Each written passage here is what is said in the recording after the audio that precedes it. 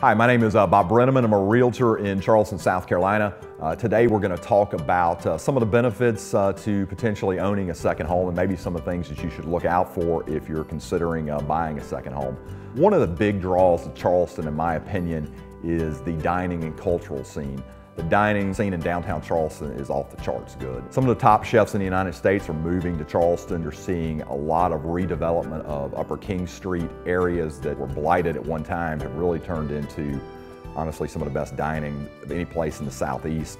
And definitely a big reason if you're potentially going to buy a second home here. It's nice to have those types of things as a backdrop. You have the Art Walk, you have the Dock Street Theater, which is the oldest playhouse in the United States. All that is in downtown Charleston. And all three of the islands that are nearby Charleston, you can be down and enjoying those types of amenities anywhere from 5 to 25 minutes, depending on where you are. There's three different islands that kind of service and surround Charleston. One is Folly Beach. Folly Beach is a little more bohemian. It is a little eclectic, and it's one of those beaches that I would say it's more casual. It doesn't sell for as much, and it doesn't rent for as much, but if you're looking for beach property in Charleston, it's far and away the least expensive area that you could go into. Today we're sitting on Isle of Palms. Isle of Palms is probably does the best rentals of any of the three islands. A lot of redevelopment during the boom, and now that things have started to improve with the economy, we're starting to see some redevelopment of some beachfront areas, and it's just a really nice, clean beach. Very close to Mount Pleasant, so you've got that as a backdrop. The other island that is a resort island is Sullivans Island. Sullivans Island is more a primary home or secondary home market than any of the other two islands. The rents on Sullivans Island are on par with Isle of Palms, and they tend to do better when it comes to resale. There aren't as many short-term rentals on Sullivans Island as there are on Isle of Palms or Folly Beach.